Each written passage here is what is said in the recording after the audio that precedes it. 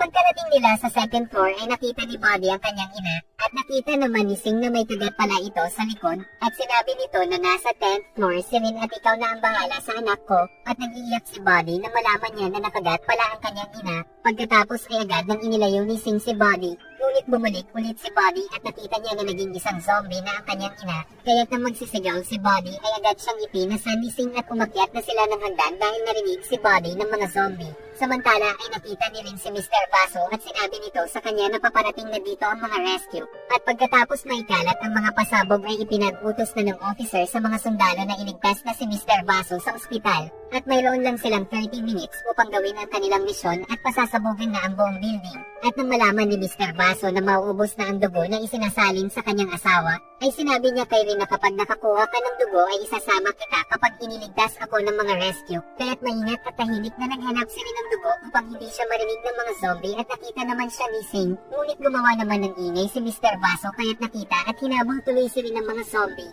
At nagsisigaw si Sing upang siya ang atakihin ng mga zombie at agad na isinara ni Rin ang pinto. Pagkatapos ay kinuha na ng mga sundalo si Mr. Baso at ang asawa nito at nang aatakihin na ng zombie si Rin ay agad na binasag ni Sing ang bintana at agad na pumasok si Bobby at pinuksan niya ang isang fire extinguisher upang ma-distract ang zombie. At tahimik na gumapang si Rin ngunit nakagawa siya ng ingay. At nang aatakihin na siya ng zombie ay pinagpupukpok ni Sing ang ulo nito hanggang sa mamatay.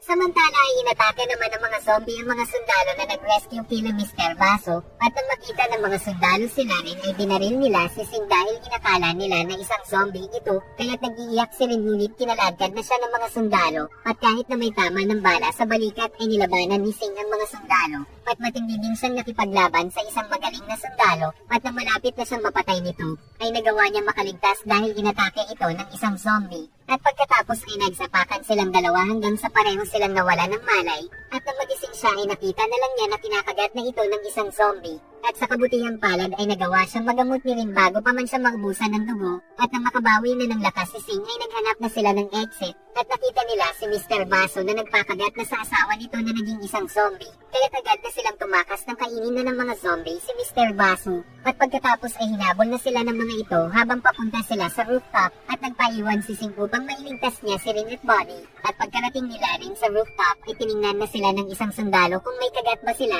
at nang malaman nito kay Rin na pinatay na ng mga zombie ang kanyang mga kasamahan ay pinasakay na niya sa helicopter ang dalawa. Samantala ay nakulong naman si Sing sa isang kotse habang nilalabanan niya ang mga zombie na umaatake sa kanya.